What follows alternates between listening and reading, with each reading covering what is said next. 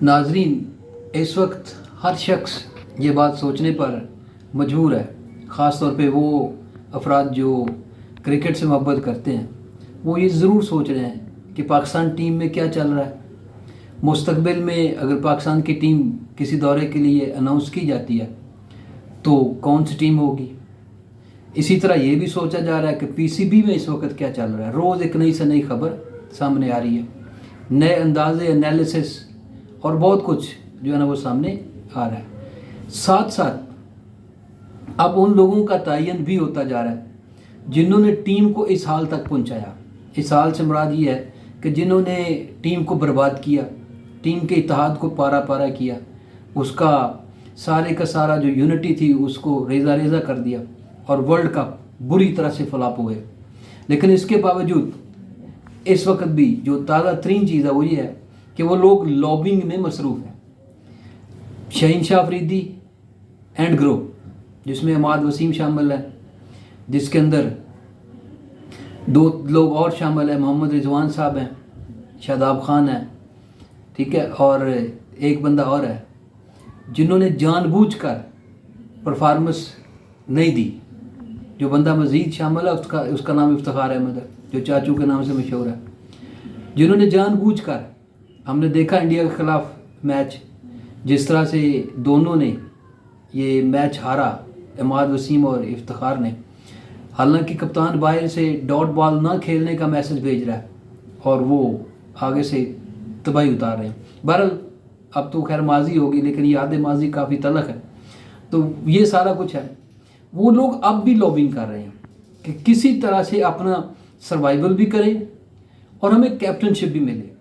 और उनके लिए कुछ लोग जो एक्स क्रिकेटर्स हैं वो भी मैदान में हैं। वो भी ये कोशिश कर रहे हैं कि किसी तरह से ये लोग जो हैं वो बच भी जाएं, इनको सज़ा भी ना मिले, इन पर टीम के दरवाजे बंद ना हो। हालांकि जहाँ तक अब तक की अंदरूनी कहानी सामने आ रही है कि पीसीबी चेयरमैन ये फैसला कर चुके हैं कि अब इस ग्रुप के ऊपर जिन्होंने टीम को इंतशार का शिकार किया, जिन्होंने टीम को बर्बादी में किरदार अदा किया, इन पर टीम के दरवाजे बंद कर दिए जाएंगे। उनको मुख्तलिफ बहानों से जो है उन्होंने देखे नई सिलेक्शन कमेटी, 2 पुराने लोग रखे, 2 कोचेस को शामिल कर लिया। हालांकि वो इंटरनेशनल लोग हैं, लेकिन इसके बावजूद उन्होंने उनको शामिल किया ताकि एक अच्छी टीम जो है वो सिलेक्ट की जा सके। लेकिन इसके बावजूद शहीनशाह अफरीदी और उसका ग्रुप लॉबिंग में मसरूफ़ है और अभी भी चाहते हैं कि किसी तरह लोगों की आंखों के अंदर धूल झोंकी जा सके। लेकिन अब इन पर टीम के दरवाजे बंद होते हुए दिखाई दे रहे हैं और देने भी चाहिए। दूसरी तरफ नो डाउट हम ये डिस्कस कर सकते हैं, ये बात कर सकते हैं कि एक कमज़ोर कप्तान, बाबर आजम इतने कमज़ोर कप्तान साबित होंगे, शायद ये किसी ने सोचा भी ना होगा कि जब ये लोग नहीं मान रहे थे बात को, बात बात पे लड़ रहे थे, बात बात के ऊपर ये इंसल्ट कर रहे थे कि शहीनशाह अफरीदी कहाँ पे और मोहम्मद यूसुफ कहाँ पे। उसने मोहम्मद यूसुफ की इंसल्ट की, उसके साथ मुमारी की, बाद में किसी के कहने पर माजरत की। ये सारा कुछ भी चला सिर्फ इतनी बात के ऊपर कि वो प्रैक्टिस के दौरान मुसलसल नो बॉल फेंक रहे थे। तो मोहम्मद यूसुफ ने आके बताया कि जनाब शहीनशाह अफरीदी साहब आप मुसलसल नो बॉल कर रहे हैं। तो उसने कहा अपने काम से काम रखो, कोचिंग है वो करो, मैं क्या कर रहा हूँ मुझे पता है। बहरहाल ये सारे इश्यूज सोशल मीडिया की भी जीनत है। तो ये रवैया उन खिलाड़ियों को फिर मुसलसल खिलाए जाने का जो है ना वो क्या तुक बनता था।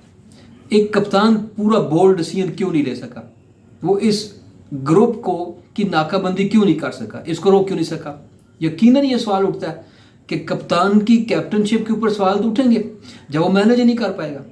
जिस तरह मैनेजर के ऊपर मंसूर राना है या दूसरे लोग थे, उनके ऊपर सवाल उठे कि उन्होंने टीम को मैनेज नहीं किया। अलग उनका टीम होता है मैनेज करना, उनकी एक्टिविटीज़ को मैनेज करना कि किधर जाना है, कहाँ जाना है, किस तरह जाना है, उसका ये काम होता है, लेकिन वो नहीं कर पाए, लिहाजा उनके खिलाफ एक्शन भी हुआ। वहाब रियाज साहब कहते हैं ब्लेमिंग गेम का हिस्सा नहीं बनना चाहता, मेरे पास है बहुत कुछ कहने को। हालांकि उन्होंने प्रैक्टिकली कुछ भी नहीं किया। टीम मैनेज की होती तो ये रिजल्ट ना निकलता। अगर बाबर आजम के साथ मिल के उसको यही कहते हैं कि ये लोग डिस्टर्ब कर रहे हैं, उनको साइड पे करो, तो अब टीम दूसरी खिलाओ। लड़के मौजूद थे, वास अफरीदी मौजूद था, दूसरे लोग मौजूद थे, क्यों नहीं उनको चांस दिया गया। लेकिन ऐसा नहीं किया गया, इस तरह का बोल्ड डिसीजन नहीं लिया गया। तो ये सारी कमज़ोरियाँ जो है अब तकाजा करती हैं कि कोई ना कोई सख्त एक्शन लिया जाए। किसी न किसी तरह से ये लोग जो ये किरदार अदा करते हैं, اس کی کئی مثالیں ہم نے ماضی کے اندر بھی دیکھی ہیں. شاہد افریدی یہ کردار ادا کرتے رہے، اس سے پہلے دوسرے لوگ یہ کردار ادا کرتے رہے. کئیوں نے یونس خان کے خلاف کی، کسی نے مصباح حق کے خلاف کی، کسی نے کسی کے خلاف کی. یہ سب لوگ یہ کام کرتے رہے. وسیم اکرم کے دور کے اندر کچھ ایسا ہوتا رہا، سب کچھ ہوتا رہا. ہم بڑے بڑے اہم ٹورنامنٹ ہارتے رہے، کیس ہمارے عدالتوں تک گئے، لیکن کچھ ایسا نہیں ہوا. لیکن اب شاید وقت کا یہ تقاضا ہے کہ ہمیں ہر صورت اس جزا اور سزا جو ہے اس کو سامنے لانا چاہیے. اس گروپ کو ایسی بردناک سزا ملنی چاہیے کہ ان کی ٹیم میں آنے کی خواہش ہی رہ جائے، بلکہ ان کو اس حد تک پابند کر دیا جائے کہ لیگز بھی نہ کھیل سکے، تاکہ انہیں کے ہوش ٹھکانے آئیں، پتہ چلے کہ یہ کس طرح سے ٹیم کو پارا پارا کرتے ہیں، کس طرح سے ٹیم کا بیڑا غرق کرتے ہیں.